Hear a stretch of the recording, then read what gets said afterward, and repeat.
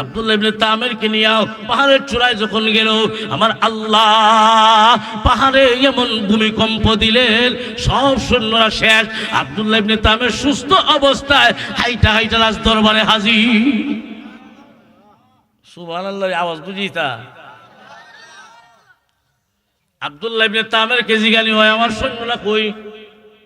আব্দুল্লাহ ইবনে তামের কয়, ও বাদশাহ, আপনার সৈন্যরা আমার আল্লাহ গজব দিয়া ধ্বংস করে দিছেন। আরো কিছু সৈন্যরা কয়, তোমরা নিয়ে যাও, যাও সমুদ্রে নিয়ে যাও, যাতে আইতো না হলে সমুদ্রের মাঝে নিয়ে পানিতে চুবাই আমার।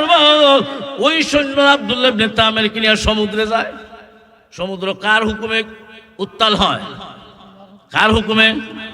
আর হুজুর এখন যে আল্লাহ জমিনে ভূমিকম্প দেয়, সেই আল্লাহ সাগরে উত্তাল শুরু করে। ওই সাগরে আমার আল্লাহ এমন উত্তাল দিছেন, যেই নৌকা দেখেছিল সব সৈন্যরা ডুইবা শেষ। আব্দুল্লাহ ইবনে তামের সুস্থ অবস্থায় সমুদ্রে হাইটা হাইটা রাজ দরবারে গিয়ে হাজির হলো। কে আমার সৈন্যরা কই? সব শেষ। আচ্ছা, বুঝলাম না কিছু। আব্দুল্লাহ ইবনে তামের কই, শুনেন, এইভাবে যদি আমার ফাটাইতে থাকেন সব সৈন্য শেষ হয়ে দিব, আমার মারতে পারবো না। জোরে করেন না সুবহানাল্লাহ। আমার হেফাজতকারী আমার আল্লাহ।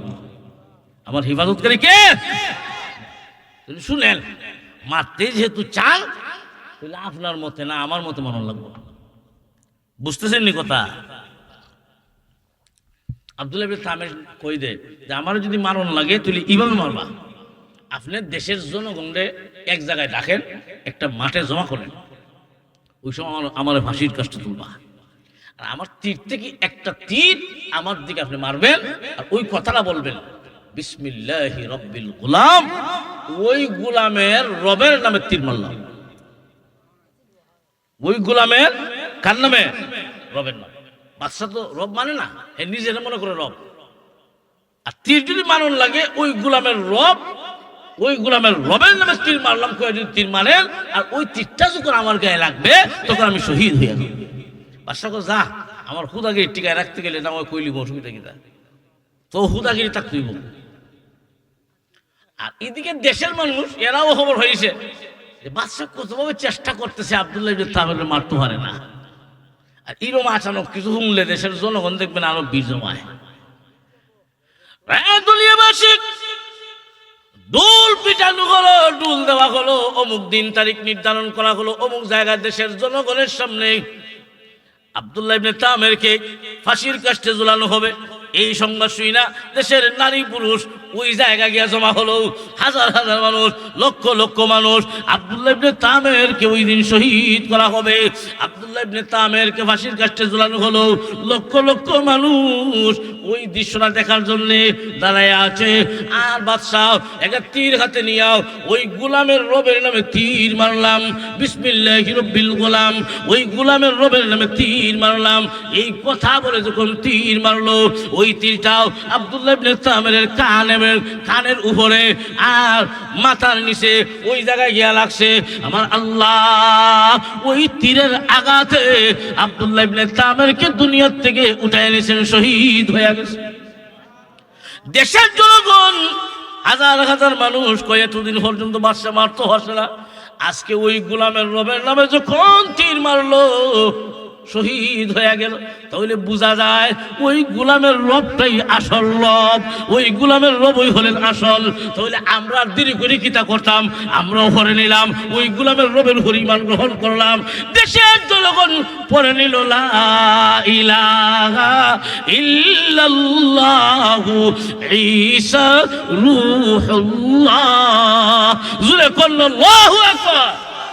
أعوذ بالله من الشيطان الرجيم.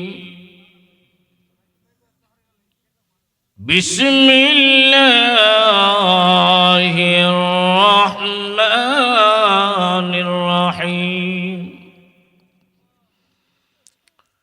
والسماء ذات البروج واليوم الموعود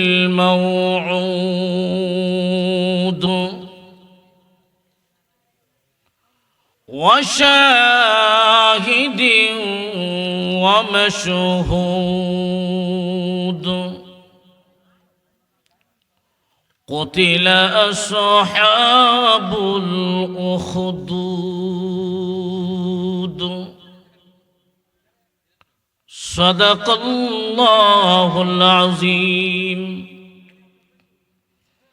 صلى الله على سيدنا ومولانا محمد সবাই বলেন وعلى آله وأصحابه وسلم صلى الله على سيدنا ومولانا محمد وعلى آله وأصحابه وسلم بلغ العلا আওয়াজ দিন حسنت جميع خصاله صلوا عليه رب کی ہوائیں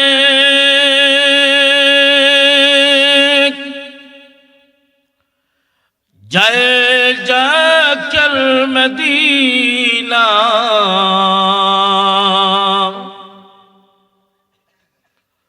پہنچا دو سلام میرا روضہ مدینہ بلغ العلا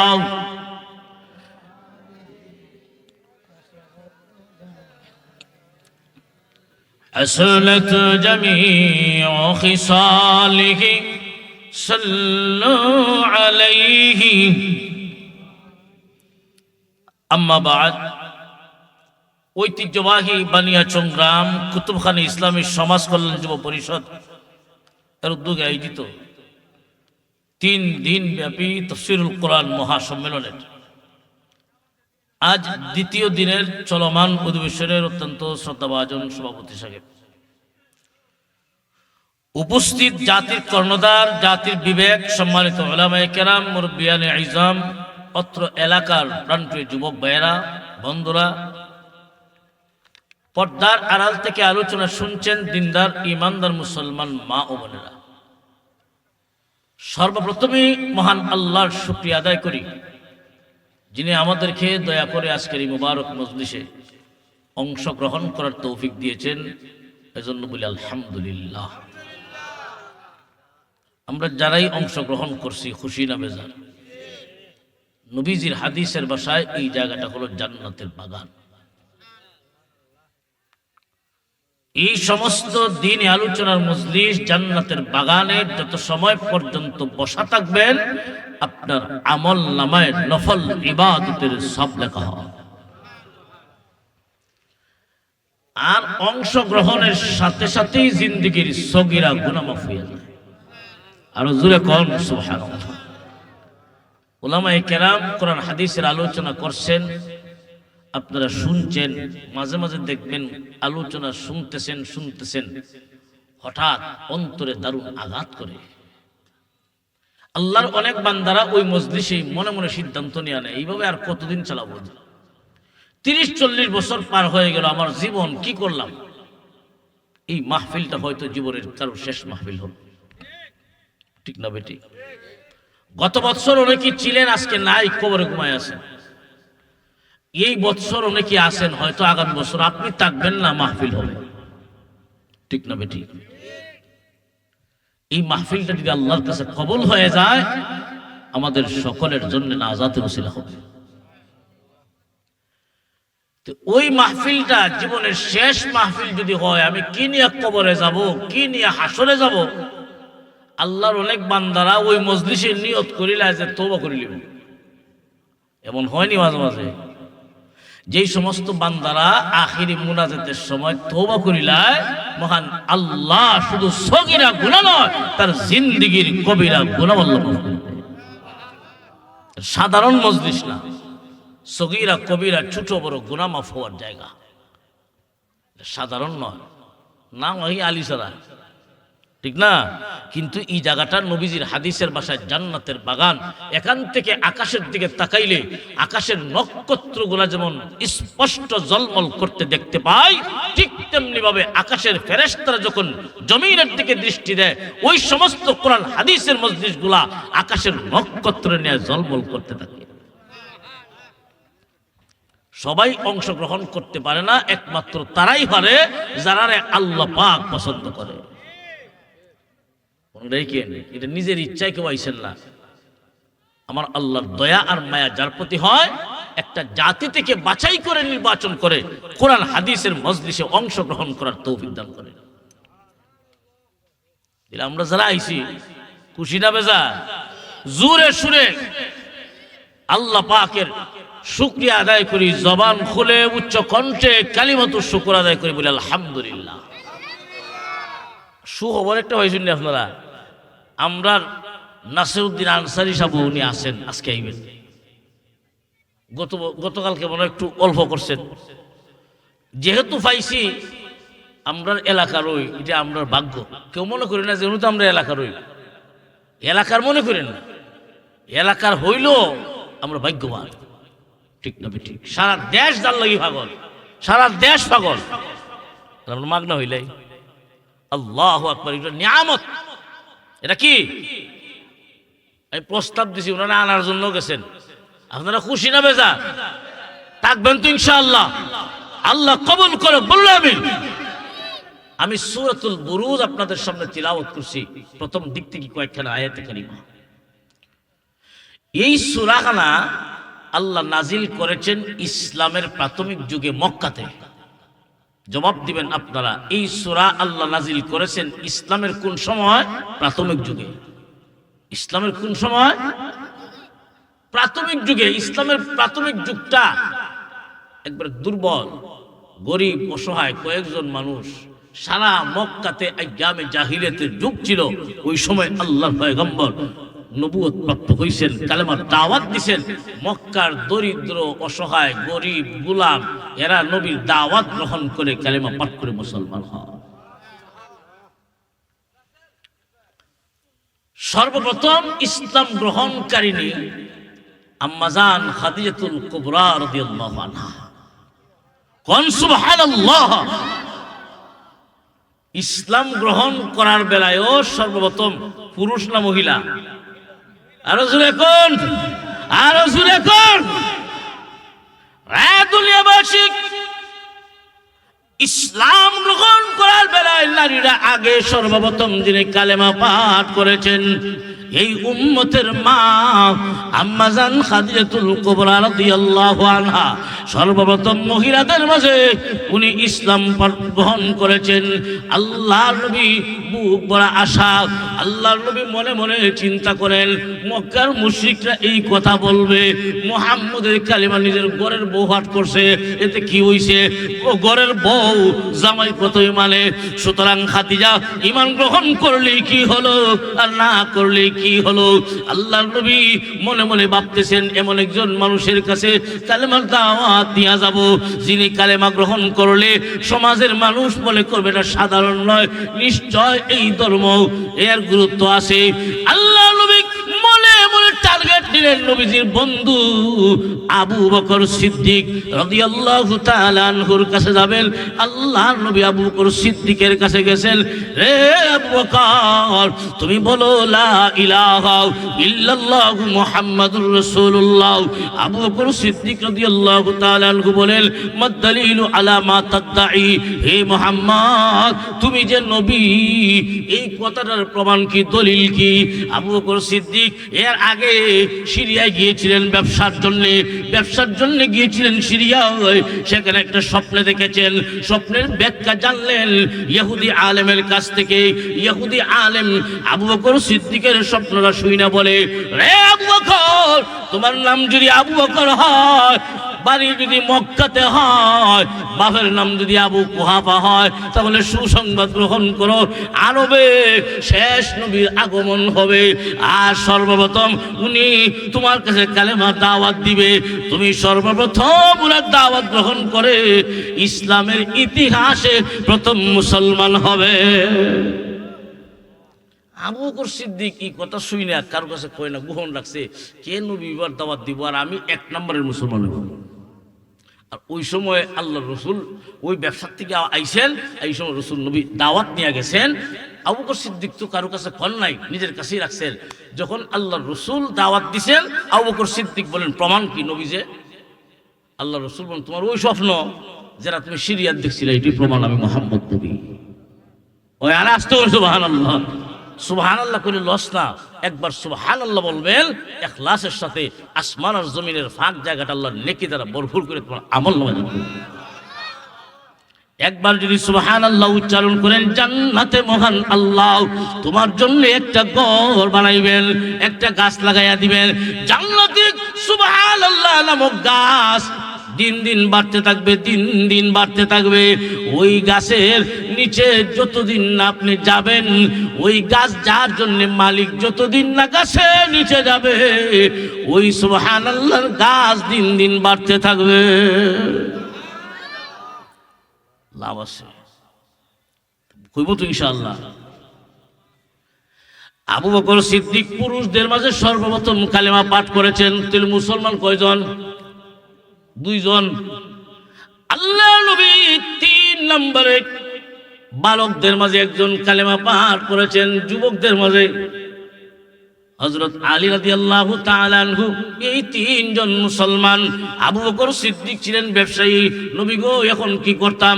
আল্লাহর নবী বলেন তুমিও যাও মক্কার গলিতে গলিতে দাওয়াত দাও। আবু বকর সিদ্দিক ব্যবসা বাদ দিয়া কাফনের গায়ে তুইয়া মক্কার গলিতে গলিতে বিশ্ব নবীর মতো রাতে দিনে মক্কার মানুষের কাছে কাছে যায়। ইয়া আইয়ুহান নাস কুলু লা ইলাহা ইল্লাল্লাহু তুফলিহুন। হে মানুষেরা তোমরা বলো লা ইলাহা ইল্লাল্লাহ, আল্লাহ ছাড়া কোনো মাবুদ নাই, তবেই তোমরা সফল হইবা। আবু বকর সিদ্দিকের দাওয়াত ও তাবলীগের মেহনতে 1 জন 2 জন নয়, 14 থেকে 15 জন মানুষ কালেমা পাঠ করে মুসলমান হয়ে যাও। ওই আরবিক আইয়ামের জাহিলিয়াতের যুগে যারা ছিল মূর্তি পূজারী, ওই সময় আল্লাহর নবী যখন বাপদাদার ধর্ম বাদ দিয়া আল্লাহর নবী যখন এক আল্লাহর দিকে ডাকেন, আর মক্কার মূর্তি পূজারী মুশরিকরা বাপদাদার ধর্ম মানে মুহাম্মদ দাওয়াত দেন, দিন দিন মানুষ কালেমা পাঠ করে। তখন মক্কার মুশরিকরা মুহাম্মদের ব্যাপারে কি করা যায় শুধু জায়গায় জায়গায় গুঞ্জন আলোচনা। ওমিয়া আমরা দেশে যে আব্দুল্লাহ ছেলে মুহাম্মদ বাপদাদার ধর্ম বাদ দিয়া নতুন ধর্মের দাওয়াত দেয়, এইভাবে যদি দাওয়াত দেওয়ার পথ খোলা থাকে, দাওয়াত দেওয়া শুরু করে, এইভাবে যদি দাওয়াত দিতে থাকে, তাহলে সামনে এমন একদিন আসবে আমরা বাপ দাদার ধর্ম বলতে কিছুই থাকবে না, আব্দুল্লাহ ছেলে মুহাম্মদের ধর্ম হয়ে যাবে। তুই এখন সময় থাকতে আটকানি রাখবো। ওই শুরু হয়েছে বিরোধিতা। মুসলমান খুব ভালো করে মনে রাখবেন, খুব ভালো করে মনে রাখবেন, আপনি যখন কোনো ভালো কাজ করবেন সর্বপ্রথম আপনার বিরোধিতা করবে আপনার নিজের মানুষ। আরো জোরে এখন সর্বপ্রথম আপনার উপর জুলুম নির্যাতন আসবে আপনার আপন মানুষের কাছ থেকে। আপনি যখনই ইসলামের পক্ষে থাকবেন, ইসলামের কথা বলবেন, আপনি 3 চিল্লা লাগাই আইছেন, আয়া যখনই দাওয়াত দিবেন তখন আপনার টিটকারি মস্কারি করবে নিজের ঘরের মানুষ, আপন মানুষ, নবীজির আপন চাচা, নবীজির আপন চাচি, নিজের মানুষরা বিশ্ব নবীর দুশ্মন হয়ে গেল। যারা উপাধি দিয়েছিল আল আমিন, মুহাম্মদ একমাত্র বিশ্বস্ত, এরাই হয়ে গেল নবীর দুশ্মন। মুসলমান ওই মক্কার জিন্দেগিতে দিন দিন যখন মুসলমানের সংখ্যা বাড়ে, বেঈমান কাফেরের অন্তরের জ্বালাও বাড়ে। এদিকে মুসলমান বাড়ে, এদিকে হেরার অন্তরের জ্বালা বাড়ে। যে যারে দেখতে পারে না তার বালা জিনিসও দেখতে পারে না, ঠিক না বেটি? আর যে যারে দেখতে পারে, যেমন প্রেম করছে কালো একটা মহিলা, হের চৌকো সুন্দর, এই মহিলার যা আছে সব কথাবার্তা থেকে যদি সব সুন্দর। আর একজন সুন্দরী মহিলাও যদি হয়, তার সাথে প্রেম না ভালোবাসা না, কিন্তু তার বানা জিনিসও তার খারাপ লাগবে না, ঠিক না জিনিস। খুব ভালো করে মনে রাখবেন, আমি ওনার সাথে ব্যক্তিগতভাবে কোনো বিষয়ে ওনার মনোমালিন্য হতে পারে, কিন্তু যে ব্যক্তিগত মনোমালিন্য যদি হয়, ওনার কাছ থেকে যদি ভালো কথা বাইর এটাও শুনতে রাজি না, ঠিক না বেঠিক? মুসলমান খুব ভালো করে মনে রাখবেন, ইসলামের পক্ষে যারাই তাকে এর বিরোধিতা করে, নিজের আপন মানুষরা আগে, আপন মানুষরা দুশ্মন হয়ে যাবে, এতে মন ঘাবড়াইও না, তোমার উপর জুলুম নির্যাতন আসবে। ও মুসলমান, মক্কার প্রাথমিক জিন্দিগিতে একদিন দুই দিন 13টা বছর পর্যন্ত সাহাবীরাও মক্কার মুশরিকদের কাছে নির্যাতিত। শুধু সাহাবীরা না, আল্লাহর নবী পর্যন্ত নির্যাতিত, ঠিক না বেঠিক? ও মুসলমান, ওই মক্কাতে ইসলামের প্রাথমিক যুগে নবীর কালেমা পাঠ করে যারা মুসলমান হয়, এরা তো দরিদ্র গরিব, আর ধনী যারা এরা ইসলামের বিপক্ষে। এখনো পর্যন্ত দেখবেন সমাজের গরিব অসহায় মানুষগুলা এরা হয় ইসলামের পক্ষে, ধনীরা হয় বিপক্ষে, ঠিক না বেশি? অধিকাংশ, সব না, অধিকাংশ বিত্তবান ধনী মানুষরাই হবে কালেমার বিপক্ষে। মক্কাতে দরিদ্ররা ইসলামের পক্ষে আর ধনীরা ইসলামের বিপক্ষে।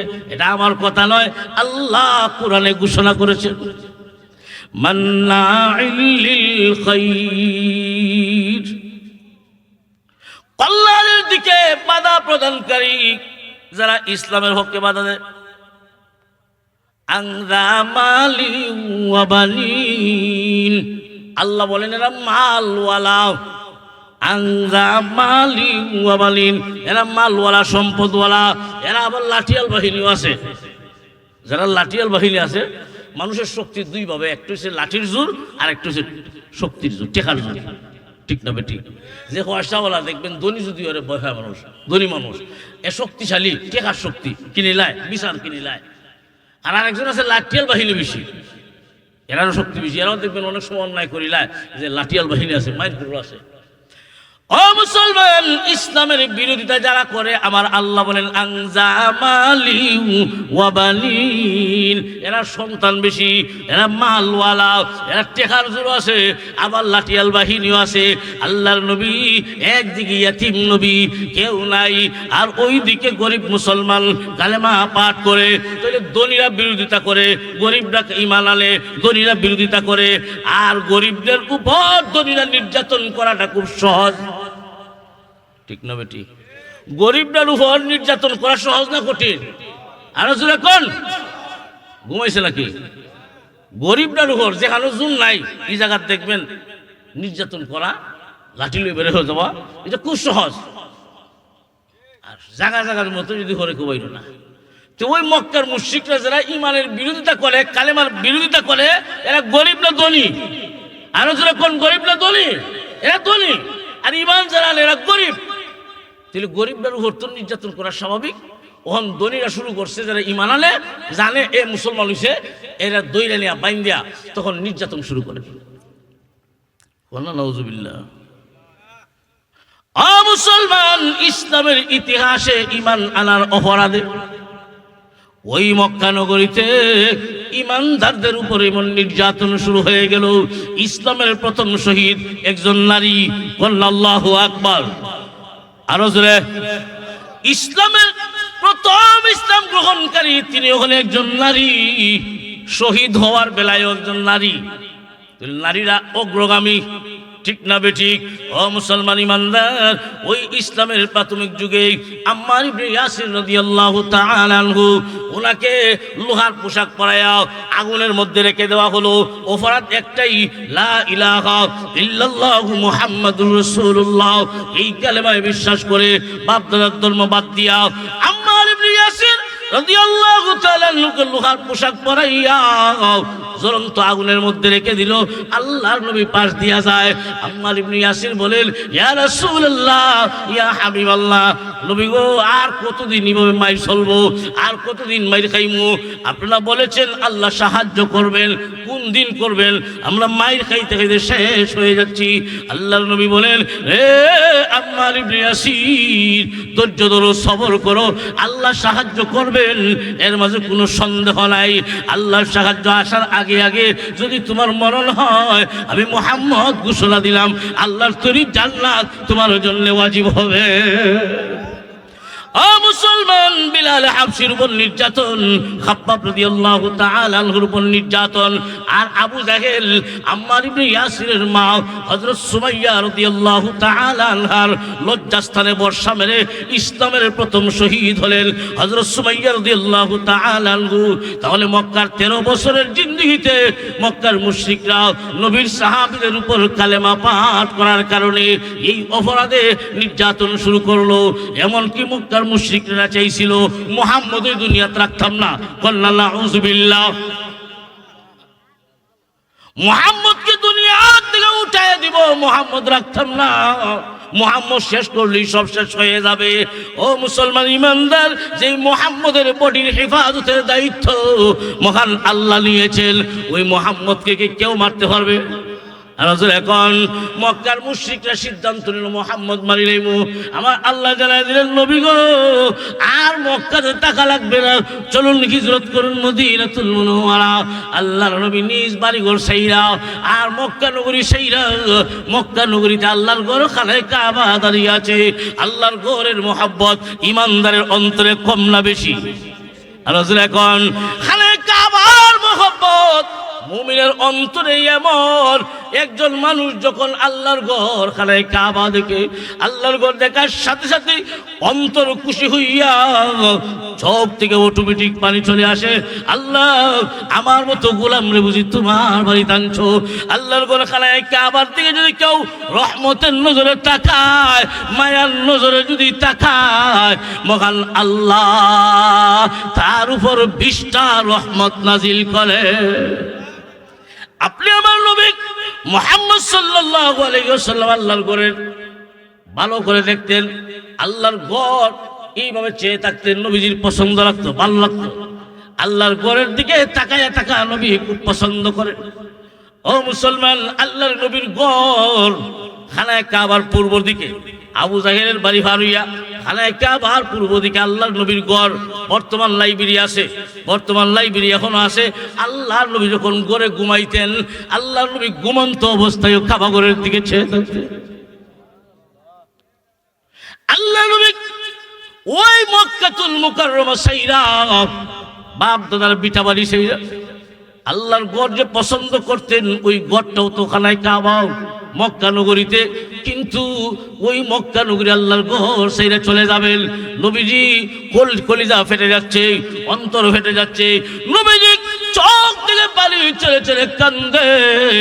নবীজি মদিনার দিকে যায়, আর এইভাবে একটু যায় আর ফিরে ফিরে চায়, চোখ থেকে পানি ভরে, মনে মনে কয় মক্কারে তোর ছেড়ে যেতে আমার মনে চায় না, তোর বুকে আল্লাহর ঘর খানায়ে কাবা দাঁড়িয়ে আছে।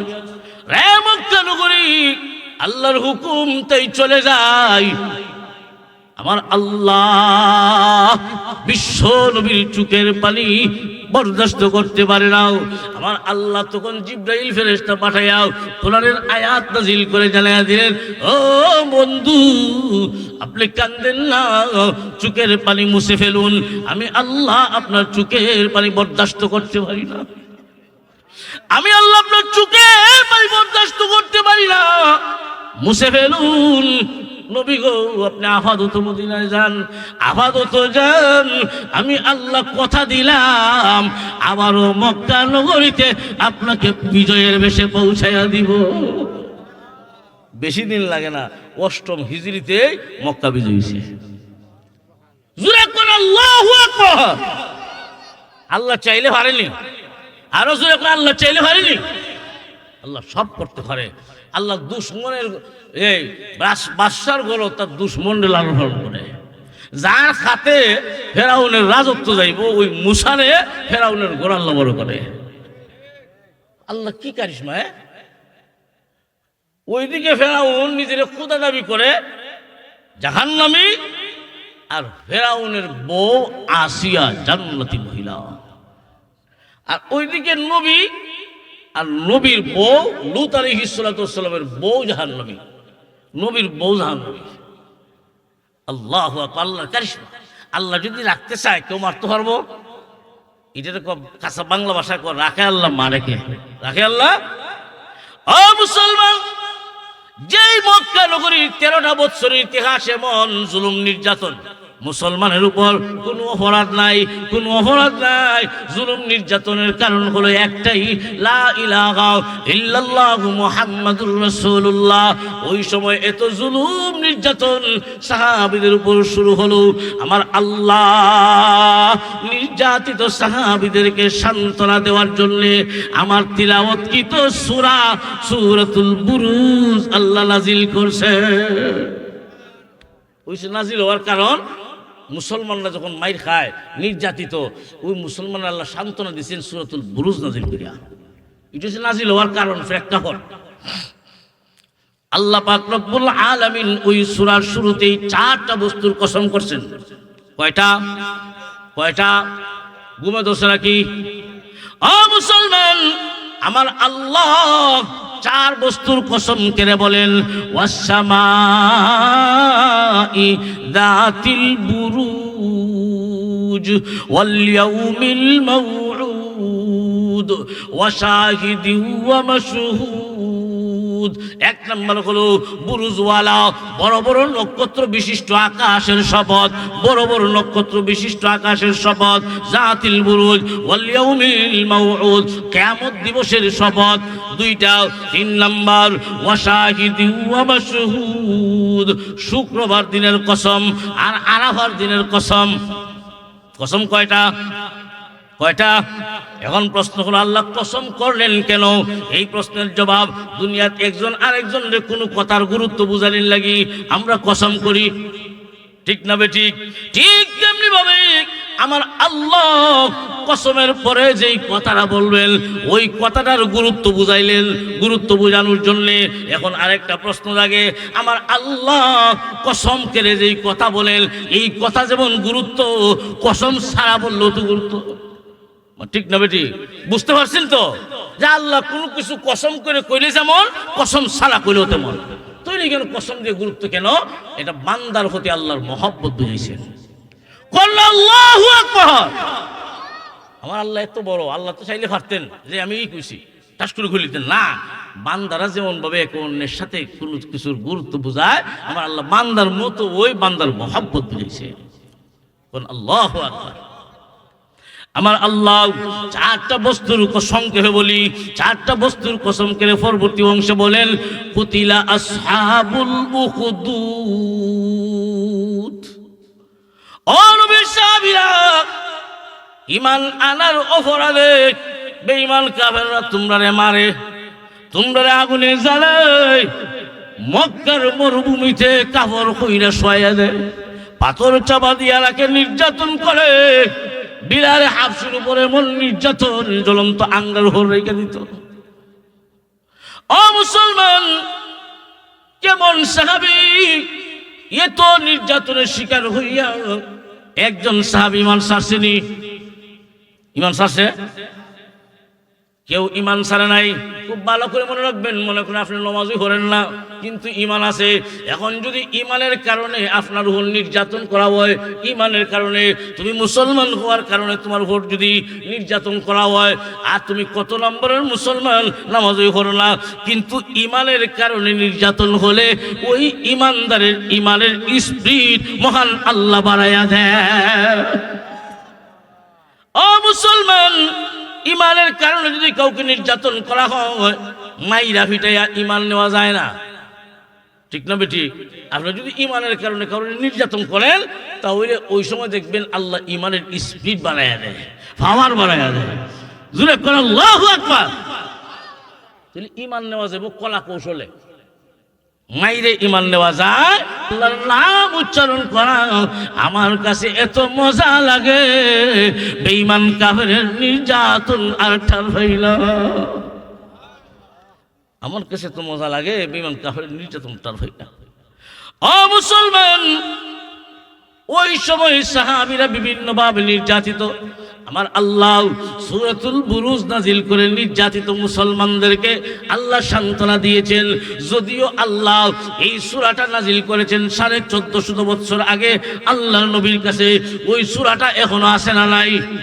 আর এখন কিয়ামত পর্যন্ত থাকবে।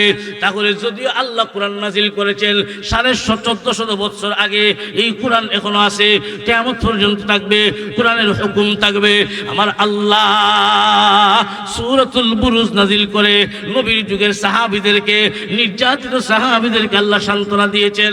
বর্তমান যুগের নির্যাতিত ইমানদার, ইমানের কারণে যেই সমস্ত উলামায়ে কেরাম, যেই সমস্ত ইমানদার জেল জুলুম করতে খাটতেছেন, যেই সমস্ত ইমানদার সরকারের হাতে নির্যাতিত, দেশের জনগণের হাতে নির্যাতিত, আমার আল্লাহ তাদেরকেও সান্ত্বনা দিয়েছেন। কিয়ামত পর্যন্ত যত ইমানদার দুনিয়াতে আসবে, সকল ইমানদার ইমানের কারণে যারাই নির্যাতিত হবে, আমার আল্লাহ সূরাতুল বুরুজ নাজিল করে ওই সমস্ত কিয়ামত পর্যন্ত আনেওয়ালা ইমানদারদেরকে মহান আল্লাহ সান্ত্বনা দিয়েছে। সুবহানাল্লাহ।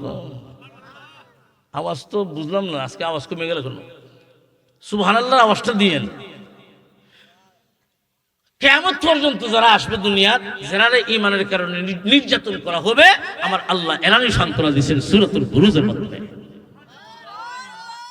কুতিলা আসহাবুল উখদুদ, আল্লাহ বলেন গর্তওয়ালারা ধ্বংস হয়ে গেছে। গর্তওয়ালারা শব্দটা হলেও এতটুকুই, গর্তওয়ালারা ধ্বংস হয়ে গেছে। এই গর্তওয়ালারা কারা? মুফাসসিরিনে কেরাম তাফসীরের কিতাবে লেখেন, আগের যুগের পূর্বে কালের কোন এক বাদশার আমলে ইমানদার নারী পুরুষকে, হাজার ইমানদার নারী পুরুষকে জ্বলন্ত আগুনে ইমানের কারণে জ্বালিয়ে পুড়ে ছারখার করে দিয়েছিল। ইমানের কারণে আগুনে জ্বালিয়েছিল এক বাদশা। তাফসীরের কিতাবে এক বাদশার নাম আনছেন, ওই বাদশার নাম ইউসুফ যুনওয়াজ। ওই বাদশার কাছে একজন জাদুকর থাকতো। বাদশার কাছে একটা কথা বললেন, বাদশার কাছে একজন জাদুকর থাকতো। ওই জাদুকর যখন বুড়া হয়ে গেছে, বাদশার কাছে, বাদশাহ আমার একটা চতুর চালাক একটা বালক দেন, আমার জাদুবিদ্যারা তারা শিখায়, আপনার কাজে লাগবে। বাদশাহ একজন বালক নির্বাচন করলেন, ওই বালকের নাম আব্দুল্লাহ ইবনে তামের। আব্দুল্লাহ ইবনে তামের ছোট বালক বাদশাহ নির্বাচন করছেন, জাদুঘরের কাছ থেকে জাদুবিদ্যা শিখবে। আব্দুল্লাহ ইবনে তামের রাজ দরবার থেকে জাদুঘরের কাছে যায়, জাদুবিদ্যা শিখে। রাজ দরবার থেকে জাদুঘরের কাছে যায়, যাওয়ার সময় রাস্তার মাঝখানে একজন খ্রিস্টান ধর্মের একজন আলেমের বাসা ছিল। খ্রিস্টান ধর্মের একজন আলেমের বাড়ি। আব্দুল্লাহ ইবনে তামের যাওয়া আসা করে, আর ওই আলেমের বাড়ির কাছে একার ওই তাকে দেখে আলেম কি করে। ওই আলেম আব্দুল্লাহ ইবনে তামেরকে ডাক দিয়ে বলেন, বাবারে আয়। আব্দুল্লাহ ইবনে তামের ওই আলেমের কাছে বসে দেখে উনি কেমন ভাবে ইবাদত বন্দেগী করে, কি করে। ওনার কাছে বড় ভালো লাগে। আব্দুল্লাহ ইবনে তামেরের ভালো লাগে, প্রতিদিন ওই আলেমের কাছে যায়। রাজ দরবার থেকে জাদুঘরের কাছে যাওয়ার সময় একবার, আওয়ার সময় একবার ওই আলেমের কাছে বসে। আলেমের কার্যকলাপ ওনার কাছে ভালো লাগে। আলেম ওনাকে দাওয়াত দিলেন, এক আল্লাহর উপর বিশ্বাস স্থাপন করো, এক আল্লাহর উপর বিশ্বাস স্থাপন করো। ওই আব্দুল্লাহ ইবনে তামের মনে মনে ওইদিকে জাদুঘরের ধর্ম সত্য না আলেমের ধর্ম সত্য, কোনটা সত্য এটাই বুঝতে পারে না। মনের ভিতরে একটা প্রশ্ন, কার কথা মানবে। ওই আব্দুল্লাহ ইবনে তামের রাস্তায় বের হইল, এমনি তাকায়া দেখে অনেক মানুষ রাস্তার এক জায়গায় ভিড় জমে আছে, মানুষের ভিড় জমে আছে। আব্দুল্লাহ ইবনে তামের দেখতেছেন মানুষ চলাচল করতে পারতেছে না। ব্যাপার কি? ব্যাপার হইছে একটা চৌরাস্তার মাঝে একটা হিংস্র জানোয়ার, কেউ বলেন একটা সিংহ, কেউ বলেন বাঘ, এক কথা একটা হিংস্র প্রাণী ওই রাস্তার মাঝে বসা, যার কারণে মানুষ রাস্তা পার হইতে পারতেছে না, মানুষের ভিড় জমে আছে। আব্দুল্লাহ ইবনে তামের মনে মনে মনে ভাবলেন এখনই আমার সুবর্ণ সুযোগ, আমি দেখি লাইমু কার ধর্ম সত্য, পরীক্ষা করি লাইমু জাদুঘরের ধর্ম সত্য না আলেমের ধর্ম সত্য, এখন পরীক্ষা করি লাইমু। ওই আব্দুল্লাহ ইবনে তামের একটা পাথর হাতে নিয়েছেন, পাথর হাতে নিয়ে আল্লাহর কাছে বলেন, আল্লাহুম্মা ইন কানা আমরুর রাহিবি আহাব্বা ইলাইকা মিন আমরি সাহিরি ফাকতুল হাদিহি দাব্বা। আল্লাহ, তোমার কাছে যদি জাদুঘরের ধর্মের তুলনায় আলেমের ধর্ম সত্য হয়ে থাকে, আমার ওই পাথরের আঘাতে ওই জানোয়ারটাকে শেষ করে দিবা। দেশের রাষ্ট্রীয় প্রশাসন দিয়া বাদশা চাইলো ওই হিংস্র প্রাণীটাকে সরাইতে পারে না, কিন্তু আব্দুল্লাহ ইবনে তামের পাথর হাতে নিয়ে যেই মাত্র মারলেন, আমার আল্লাহ আব্দুল্লাহ ইবনে তামের পাথরের সাথে বাতাস মিশ্রিত কইরা এমন ভাবে ওই জানোয়ারের উপরে গিয়া পাথরটা লাগলো, আমার আল্লাহ জানোয়ারটাকে পাথরের আঘাতেই মুহূর্তের মাঝে শেষ করে দিছে। যারা বীর জমাইছে তারা আরে বাপরে বাপ, ছেলেটা তো কম জাদুবিদ্যা শিখছে না। দেশের বাদশা তার প্রশাসন দিয়ে পারছে না, এই পাথর দিয়ে হলি না। এমন আচরণ কিছু আমরা বাংলাদেশে দেখাইতে পারলো ফির, ঠিক না বেটি?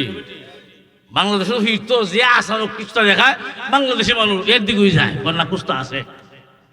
ওই আব্দুল্লাহ ইবনে তামের কাছে মানুষ যায়, রূপ বালা মুসিবত নিয়ে যায়। আব্দুল্লাহ ইবনে তামের আল্লাহর কাছে দোয়া করেন, আমার আল্লাহ রূপ ভালো করে দেয়। অন্ধ লোক যায়, হাত বুলায় ভালো হয়ে যায়। আরে বাপরে বাপ, এত বড় জাদুঘর! বাসার রাজ দরবারে একজন মন্ত্রীও আছে লোকানা জন্মন্ধ।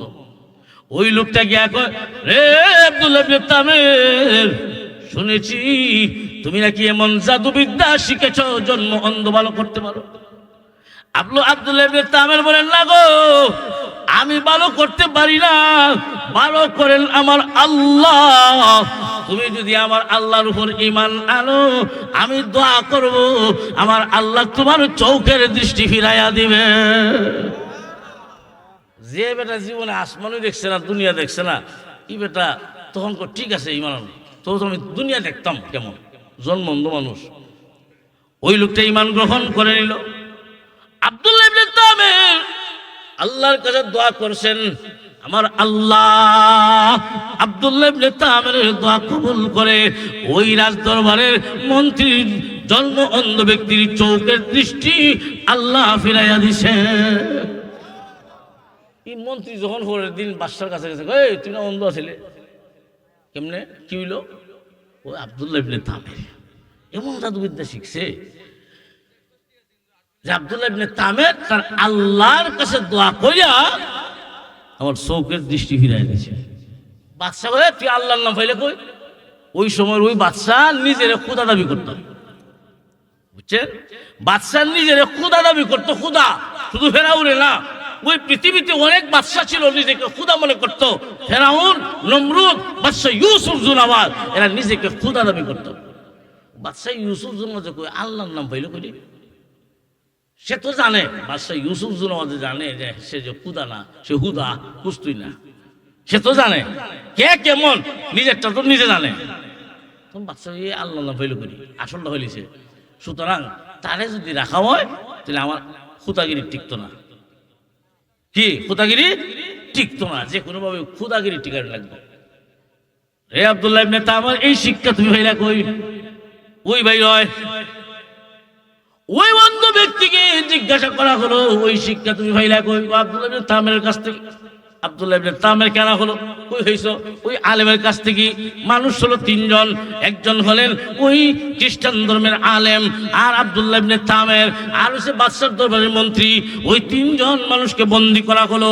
আব্দুল্লাহ ইবনে তামের সারা ওই আলেম এবং মন্ত্রীকে ফাঁসির কাস্টে ঝুলাইয়া, যে এরার কাছে আল্লাহর পরিচয় আছে, সুতরাং আমার খুদাগিরি টিকায় রাখতে গেলে আল্লাহর নাম যারা চিনে এরা রাখা যাবে না।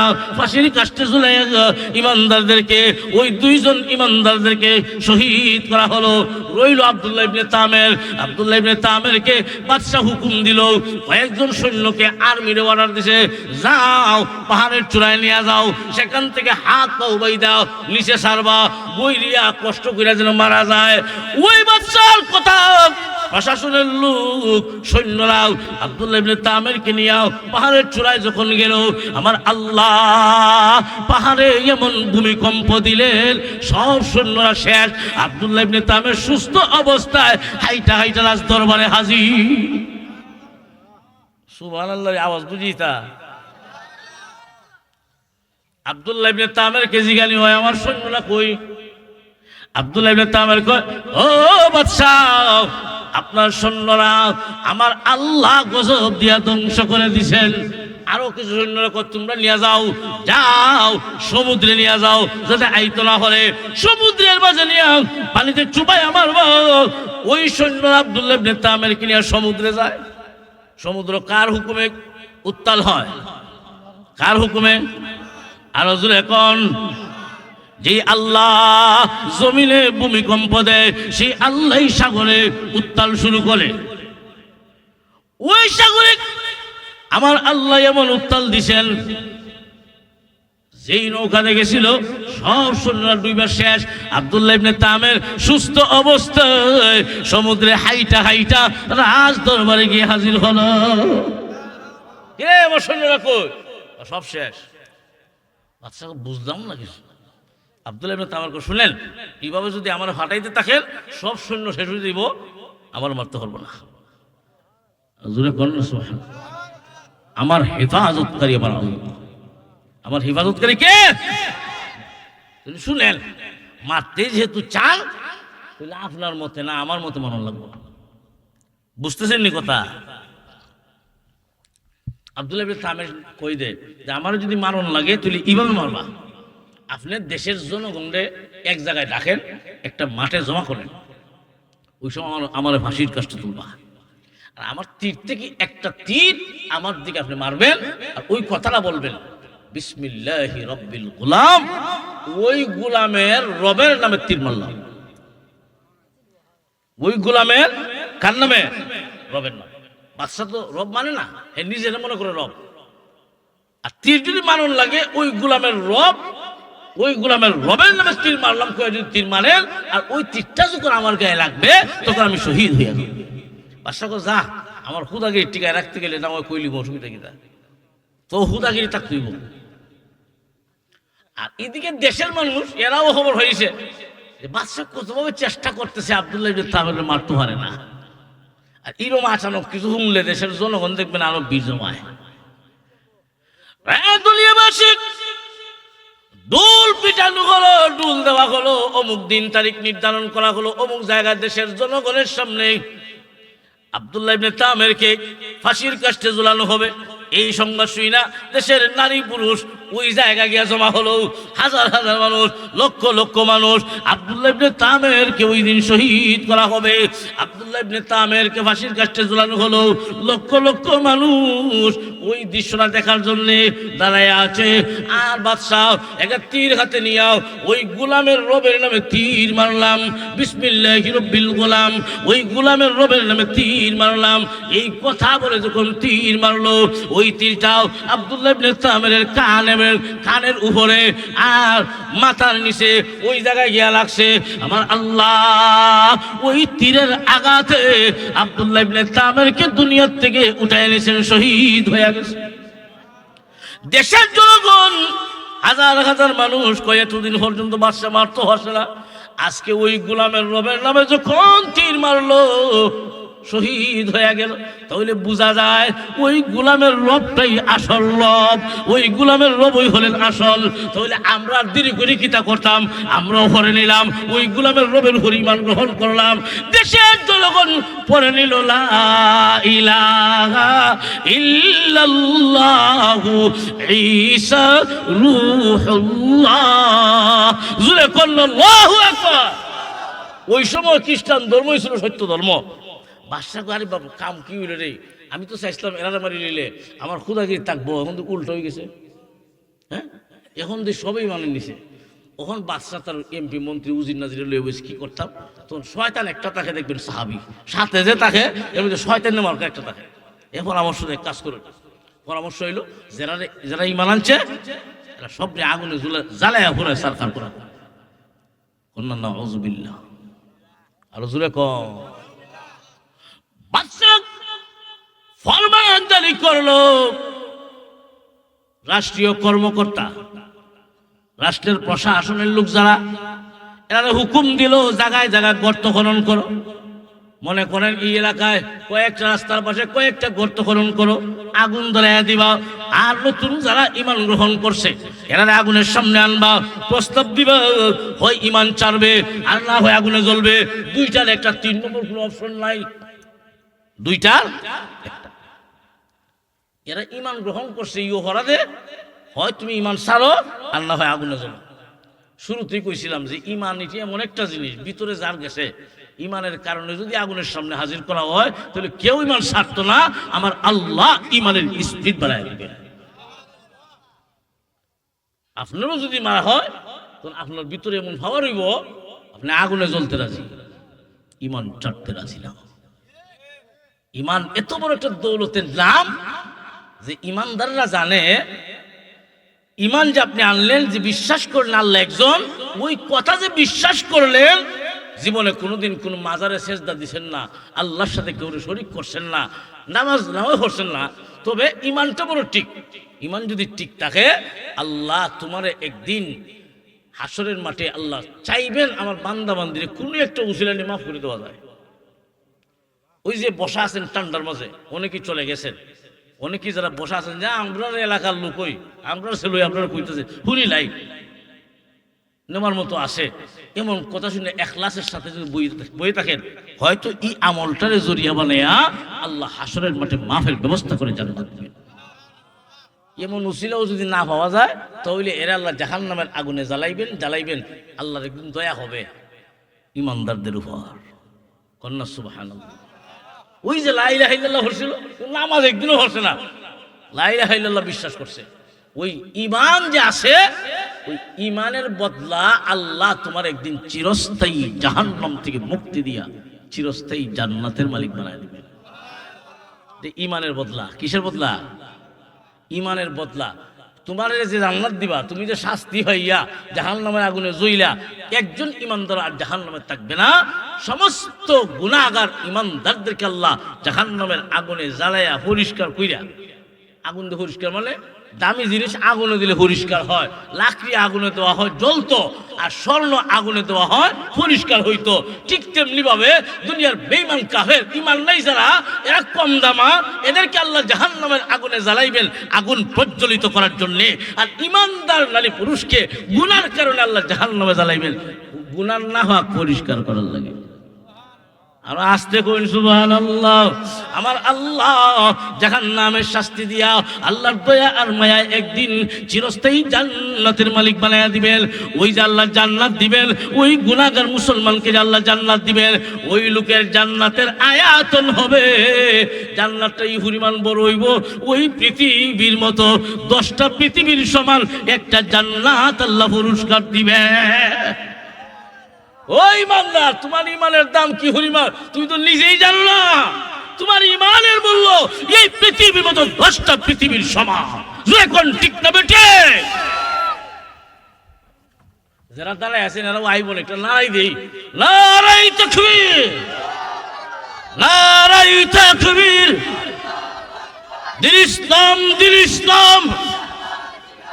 কুতুবখালী ইসলামী যুব কল্যাণ পরিষদ তাফসীরুল কোরআন মহাসম্মেলন হযরত মাওলানা নাসিরউদ্দিন আনসারী সাহেব, নারাই তাকবীর। ওখানে আইন যদিও আমাদের এলাকায় আগে কইছিলাম না, সারা বাংলাদেশের মানুষ বেটা বেটি সব পাগল। আল্লাহ বেটির খাওয়াইবার লাগি কত দূর থেকে যে হুজুরে খাওয়াইতো, একসাথে অনেক জায়গায় শহর, এই জন্য দেখি খাওয়াইতো হুজুরে, কত মহব্বত। আর আমরা এলাকার হুজুরি কেন? যারা দাঁড়িয়ে আছেন একটু মেহরবানি করে এসে পড়েন। তাহলে আমরা খুশি না বেজা? আজকে থাকবানি আপনার আখির মোনাজাত পর্যন্ত, হয়তো আগামী বছর আপনি থাকবেন না, কুতুবখানীর মাহফিল হবে, এই দিনে আলোচনার মজলিস, এখানে কোনো বিরোধিতা নাই, সবাই সমান, ঠিক না বেটি? মুসলমান মনে রেখেন, এই কুতুবখালী মহল্লা যে আমরা যে আসি যদিও এলাকার, কিন্তু এটা আল্লাহর দয়ার মায়ায়। মনে রেখেন কোন এলাকায় আল্লাহ আলেম দিনদার পয়দা করে দেন, যে এলাকার মানুষের ভিতরে আলেমের মহব্বত থাকে।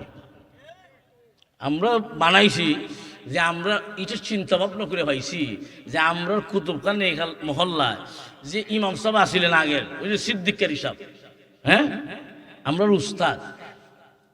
আমি শুরু সময় সকালে নাস্তা হইছে বড়া রুটি, আমরা মা চাষিরা যে হুজুরের লাগি মক্তব্য নাস্তা ঘটাইতা। এই যে একটা মহাব্বত, আলেমরার মহাব্বত যেই পরিবারে ছিল, আল্লাহ ওই পরিবার থেকে আলেম পয়দা করে দিয়েছিল। এখন হিসাব মিলাইতে থাকেন আর আলেম বানাইতে থাকেন। আপনি দেখেন আলেমের মহাব্বত যাদের ভিতরে আসে, আল্লাহ ওই ঘর থেকে আলেম দিনদার পয়দা করে দিবেন। দিনদার আলেম না, আমরা দিনদার আল্লাহওয়ালা নামাজি। তাহলে আমরা মহাব্বত করতাম কিনা? এটা নিয়ামত। এটা কি? এটা নিয়ামত। আমি 2 মিনিট টাইম নিব, 2 মিনিট সংক্ষেপ করে নিব। যে ওই যে বাচ্চা এখানে জায়গা, বাচ্চার পক্ষ থেকে ফরমান হয়েছে আগুন ধরাও, আর ইমানদাররা নতুন মুসলমান হয়েছে তারা রানো। প্রস্তাব তো 2টা, 3 নম্বর কোনো অপশন নেই। হয় ইমান সারবো, নইলে আগুনে জ্বলবো। ইমানদাররা দলে দলে গরু যেভাবে টাকায় আনা হয়েছে। তোমাদের সামনে 2টা প্রস্তাব দেওয়া হয়। একটা হলো হয় ইমান ছাড়বা, বাদশারে খুদা মানবা, আর না হয় কি করবা? আগুনে জ্বলবা। কোনটা মানবা? তাড়াতাড়ি করো। ইমানদার যারা ইমান গ্রহণ করেছে ঘোষণা দেয়, ইমান ছাড়তে পারি না। যেই ইমান গ্রহণ করেছি, যেই আল্লাহর সন্ধান পেয়েছি, উনি আমাদের সত্য আল্লাহ, উনি সত্য মালিক, উনি আসমান জমিনের মালিক, আমার মালিক, আমার আল্লাহর সন্ধান পেয়েছি, ইমান গ্রহণ করেছি, 1000 বার আগুনে জ্বলতে রাজি আছি, তথাপি একটা মুহূর্তের জন্যও ইমান ছাড়তে পারি না। ইমানদাররা দলে দলে আগুনে জাফায়া পড়ছে, দলে দলে আগুনে জাফায়া পড়ে। আল্লাহ রাসূল বলেন, হাত্তা ইযা জাআত ইমরাআতুন ওয়া মাআহা সাবিয়্যুন লাহা। আল্লাহ রাসূল বলেন, শেষ দিকে একজন মহিলা এলো, ওই মহিলার কোলে তার দুধের বাচ্চা, ছোট বাচ্চা। ওই মহিলাকে আনা হলো শেষ দিকে। ওই মহিলা চোখ থেকে পানি ছেড়ে ছেড়ে কান্দে। তার কারণ হলো দুধের বাচ্চাটা কোলে। একটা মা 1000 বার আগুনে জ্বলতে রাজি, দুধের বাচ্চাটাকে আগুনে জ্বালানো হবে, মা বরদাস্ত করতে পারে না।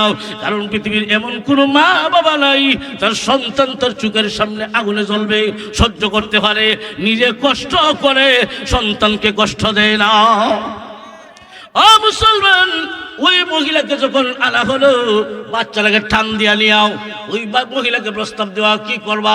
বাচ্চাটাকে আগুনে ফেলাই দিব। মহিলা কোনো কথা কয় না, নিচের দিকে তাকাইয়া আর ভিতরে ভিতরে এই কথা সাক্ষ্য দেয়, আমার আসল মালিকের সন্ধান হয়েছিল, ছাড়তাম না, কিন্তু ওই দুধের বাচ্চাটাকে আগুনে ফেলাইয়া দেওয়া হবে। ও মা, ওই মা নিজের ভিতরটা আর বাইদা রাখতে পারে না। যেই মাত্র বাচ্চাটাকে উড়ে ছাড়লো আগুনে, এমনি মহান আল্লাহ ওই দুধের বাচ্চার জবান খুলে দিছে। পৃথিবীতে 4 জন শিশু সন্তান মার কোলে থাকা অবস্থায় কথা কইছে। কয়জন? 4 জন। এর মধ্যে একজন হলো ওই শিশুটা, মহান আল্লাহ জবান খুলে দিছেন। ওই শিশুটা ডাক দিয়া কয়, ইয়া উম্মা, ও মা, আপনি কান্দেন না গো, ইন্নাকি আলাল হক। মাগো, আপনি সত্য ধর্মের উপরে আছেন, আপনি যে ঈমান গ্রহণ করেছেন এটাই সত্য ধর্ম। ও মা, ইন্নাকি আলাল হক, নিশ্চয় আপনি সত্য ধর্মের উপরে আছেন। ইসবিরি, সবর করেন, ধৈর্য ধরেন। মাগো, যদি আগুন দেখা যায়, আমি দেখতেছি আল্লাহর তৈরি জান্নাত আমার চোখের সামনে তুলে ধরা হয়েছে। ও মা, কান্দেন না, জাপায় পড়েন, আল্লাহর তৈরি জান্নাত আমি দেখতেছি গো মা। ওই বাচ্চাটাকে আগুনে ছাড়া হলো, ওই মাকেও আগুনে জ্বালানো হলো। ওই সমস্ত ইমানদার নারী পুরুষকে আগুনের সামনে আইনা প্রস্তাব দেওয়া হলো। একজন ইমানদার ইমান ছাড়ে নাই, ইমান নিয়া হাসি মুখে আগুনে জ্বলতে রাজি আছে, একটা মুহূর্তের জন্য ইমান ছাড়ে না। আমার আল্লাহ নবীর সাহাবীদেরকে ওই সূরাখানা নাজিল করে শোনায়, ও নবীর সাহাবীরা তোমরা ঘাবড়াইও না, চিন্তার কোনো কারণ নাই। ঈমান এমন একটা জিনিস, ঈমানের রাস্তা বড় পিচ্ছিল রাস্তা, ঈমানের রাস্তাটা বড় কঠিন রাস্তা। তোমরা ঘাবড়াইও না, মনে কইরো না তোমাদের উপরেই শুধু শাস্তি হয়। এই পৃথিবীর সূচনা থেকে ঈমানদারদেরকে নির্যাতন করা হয়েছে, ঈমানদারদেরকে নির্যাতন করা হলো পৃথিবীর সূচনা থেকে এখন পর্যন্ত। তাহলে ঈমানের কারণে নির্যাতিত হওয়া, নির্যাতন আসা, এটা নতুন নয়, এটা পুরাতন বিষয়। ঠিক না বেটি? ঈমানদারদের উপর নির্যাতন আসা নতুন নয়, এরা পুরাতন। আল্লাহ সান্ত্বনা দিয়েছেন শুধু তোমরাই নির্যাতিত না, তোমরার মতো আরো ঈমানদার পৃথিবীতে চলে গেছেন, এদেরকে আগুনে জ্বালানো হইল, ফাঁসির কাষ্টে ঝুলানো হইল, করাত দিয়া চিরা দ্বিখণ্ডিত করা হলো। আল্লাহর পয়গম্বর জাকারিয়া আলাইহিস সালাতুস সালাম, ওনাকে করাত দিয়া চিরে দ্বিখণ্ডিত করা হলো। ও নবীর সাহাবীরা, তোমরা ধৈর্য ধরো, সবর করো, আমি আল্লাহ তোমাদেরকে সাহায্য করব। ঈমানদাররা বিজয়ী হবে, ঈমানদাররা ধ্বংস না। যদিও আগুনে জ্বলছে, আমি আল্লাহ চিরস্থায়ী জান্নাত তোমাদেরকে পুরস্কার দিব।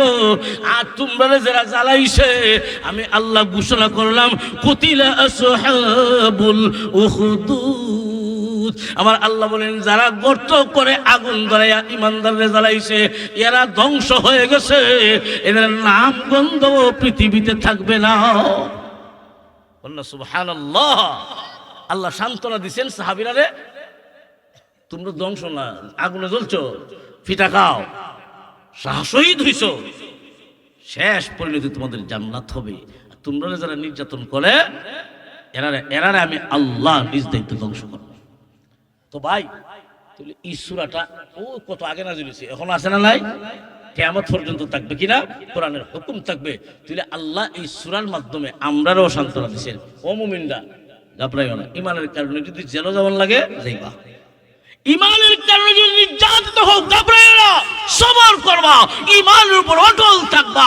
ফাঁসির কাষ্টে যদি ঝুলানো হয়, ফাঁসির কাষ্টে ঝুলবা, ঈমান ছাড়বা না। মরতে দেরি হবে, মরতে দেরি হবে, আল্লাহর তুমি জান্নাতে যাইতে দেরি হবে না।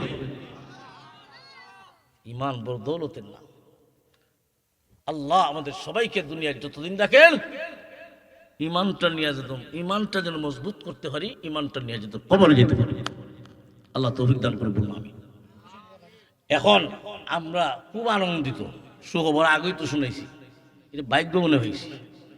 মাহফিল আছিল বহুদূর, কুমিল্লা না কোন জায়গায়, হ্যাঁ, শরীর ক্লান্ত, বহুদিনের সফর। আজকে আমিও আইছি একটু আগে, আয়া মজলিস উর্গিয়া করে আইছি। এখনও এখানে অনেক লম্বা টাইম করতেছি, এখন আইলাম। আমরা এলাকার ওই, আবার এটা মনে করি না এলাকার বেড়ে আমরা ভাই না। আমরা আন্তরিকভাবে অন্য মাহফিল না দিয়ে হইলেও থাকতাম চাই, কিন্তু এটা তো আপনারাই সম্মান, ঠিক না? আপনারা সম্মান, এটা আমরা নিজের পক্ষ থেকে চাই এই মাহফিলগুলোতে থাকতাম। খুব কষ্ট করে কয়েকদিনের সফর করে আইছি, আবার সকাল 10টায় যাওয়ার লাগবে একবার বাংলাদেশের পূর্ব প্রান্ত জকিগঞ্জ, একবার বর্ডার, একবার বর্ডারে। আল্লাহ আমাদের এই সফরগুলোকে কবুল করুক। আমাদের এই এলাকার উলামায়ে কেরাম, এই এলাকার আলেম, এটা আমাদের এলাকার গর্ব, ঠিক না বেটি? আলেমদের বিরোধিতা জীবনে করবেন না, মরণ পর্যন্ত এই কথার উপর ঐক্যবদ্ধ থাকবেন। আলেম বিরোধী হওয়া যাবে না। আলেমের বিরোধিতা করলে ঈমান নিয়ে দুনিয়ার থেকে যাওয়া যায় না, মনে রেখেন। আলেমের পক্ষে যদি তাকে মহব্বত করেন, সর্বনিম্ন পুরস্কারও দইব আল্লাহ দৌলতে ইমাম সাথে দিয়া দুনিয়ার থেকে উঠাইব। তোমার ঘরত দিনদার পয়দা করে দেব। হযরত মাওলানা নাসিরউদ্দিন আনসারী সাহেব, শুধু আমরা এলাকার না, বানিয়াচঙ্গের করব। এখন আলোচনা করবেন, আখিরি মুনাজাত করবেন। আপনারা কেউ যাইবেন না তো? কেনা যাইবেন? একটু হাতটা উঠান। মাশাআল্লাহ, এটা কুতুবখানি মানুষ। উনি 11-1টার সময় করলো, মানুষ থাকে, ঠিক না ঠিক? থাকবেন তো ইনশাআল্লাহ। নারায়ে তাকবীর, নারায়ে তাকবীর। হযরত মাওলানা